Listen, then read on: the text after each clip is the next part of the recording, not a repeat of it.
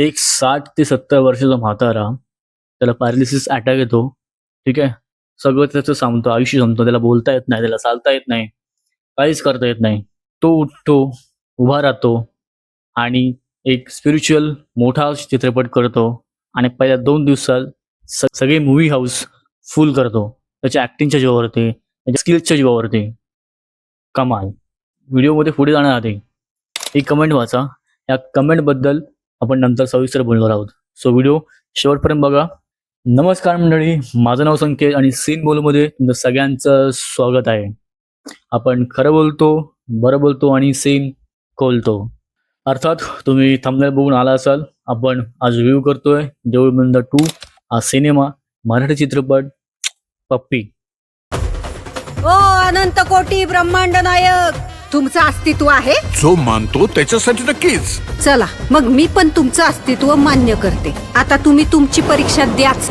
So मी बोलतो तो actor आणि उत्कृष्ट माणूस असं म्हणता येईल मोहन जोशी सर. आणि अर्थात hats off to Pravin Tarde, the director of this cinema.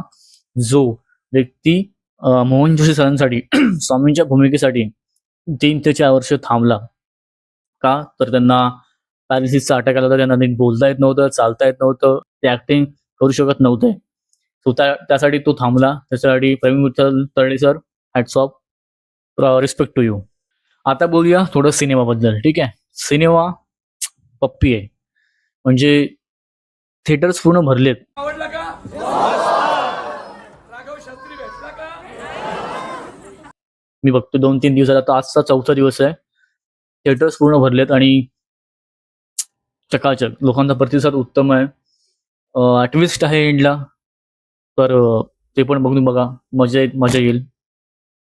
आणखी कशी बातमी आहे सूत्रांनुसार की या सिनेमाचे जवळजवळ 10 ते 12 सिक्वेल्स अजून येणार आहेत. सो मराठी प्रेक्षकांनो, पुढचे काही वर्ष तुम्हाला एंटरटेनमेंटची कमी वाचणार नाही. अर्थातच काही मराठी सिनेमे चांगले येत आहेत, करतायत, बट ह्या सिनेमांच्या सिक्वेलची काहीतरी वेगळीच मजा असेल, स्पिरिच्युअल एक्सपिरियन्स असेल, नवीन कथा असेल.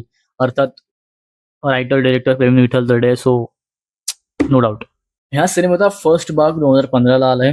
तो युट्यूबवरती अवेलेबल आहे पूर्ण मूवी. जर तुम्ही बघितला नसेल, यंग जनरेशन किंवा काय मिस झालं असेल तर नक्की बघा. खूप चांगला सिनेमा आहे. म्हणजे ट्विस्ट आहेत एंडिंगला, स्पिरिच्युअल एक्सपिरियन्स आहे, ऍक्टिंगचे मास्टर क्लास आहेत, सगळं काही. सो नक्की बघा. आत्ता त्याचा सिक्वेल आलाय 2026 मध्ये, देऊळ बंद 2, आत्ता परीक्षा देवाची. सो तुम्ही नक्की हा सिनेमा जाऊन थिएटर बघा. मी तुम्हाला काही स्पॉयलर्स देणार नाहीये, कारण मला ते आवडत नाहीये. सो नक्की जाऊन बघा. बट मराठी प्रेक्षकांनो, सगळे जे जातात सिनेमात, त्यांना माझी एक नम्र विनंती आहे, भावांनो, बहिणींनो, काकांनो, सिनेमा बघताय ना तर मेन जे सीन असतात, एंडिंगचे ट्विस्ट असतात किंवा काय असेल, काहीतरी गुपित असतं, त्याला स्टोरीला एक पुढे चालना मिळत असते. तर त्या सिनेमांचा ना, त्या सीनचा व्हिडिओ कडून टाकू नका यार सोशल मीडियावरती. का टाकताय? आता मला जायचं असेल as a person, as a Marathi cinema चाहता, तर मी का जाईन? मला ट्विस्ट ऑलरेडी माहिती आहे ना यार. मला ती क्युरियोसिटी राहणारच नाही ना सिनेमा बघायची. मी का जाईन? So keep in mind, video काढू नका प्लीज. सिनेमा चांगला आहे, सगळ्यांना त्याचा अनुभव घेऊ द्या, त्यांना जगू द्या तो सिनेमा. सो प्लीज हे करू नका. Then comes to the main part. आपण बोललो सुरुवातीला, ती कमेंट ही पहिली वाचा. सो सिटीलाइट्स मराठी, आपली गायत्री ताई, तुम्हाला माहिती नसेल तर ती पण एक क्रिएटर आहे, चांगले सबस्क्रायबर आहेत, ती पण मूवी रिव्ह्यूज करते. आणि मी यूट्यूब स्क्रोल करत होतो, बघत होतो, तर तिचा देऊळ बंद 2चा रिव्ह्यू मी बघितला आणि अर्धा व्हिडिओ बघितल्यानंतर मी त्याला म्हटलं बघूया त्याला कमेंट कशा येतात गायत्री ताईला, त्या बघूया. आणि टॉपला मला कमेंट दिसली ही, काय विकृत लोक आहेत भाई.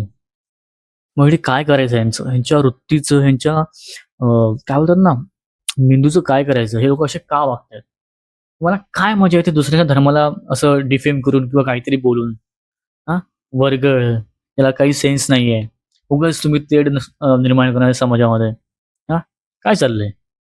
म्हणजे ना, सोशल मीडिया आलं, सगळ्यांना अभिव्यक्ती स्वातंत्र्य मिळालं आणि त्याचा गैरफायदा लोक घेतात आणि ते काही पण बनवतायत, काही पण बनवतायत, काही पण बोलतायत सोशल मीडियावरती. त्याला काहीच हे नाहीये, पार झाले ना, लिमिट झालेली नाहीये. सो हा व्यक्ती आहे, त्याचं नाव बघा. ह्याला कुठं भेटेल, मी असं बोलत की त्याला मारा वगैरे, बट त्याला समजावून सांगा. कमेंट ह्याला रिप्लाय करा, काही करा, बट ह्याला समजावून सांगा की this is not a right thing to do on social media. तुझं बसणं मत असेल, तू माझत नाहीस, तुझा प्रॉब्लेम आहे तो. आम्ही मानतो, राईट? स्वामी समर्थांना आम्ही मानतो, बट तू जर मानत नसशील तर that is your personal choice. तू असं सोशली येऊन काहीतरी बोलू शकत नाहीस, काही पण, त्याला अर्थच नाहीये.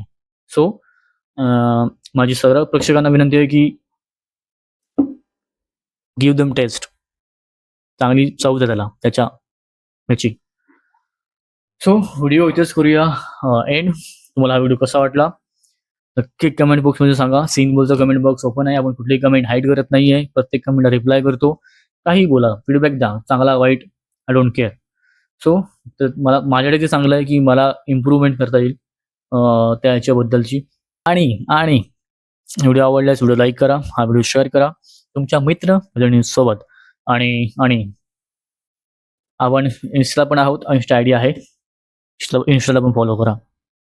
चला मी येतो, भेटूया नवीन व्हिडिओ सहित, नवीन टॉपिकवरती, काहीतरी नवीन घेऊन. सीन बोलला सबस्क्राईब करा, कारण आपण खरं बोलतो, बरं बोलतो आणि सीन खोलतो.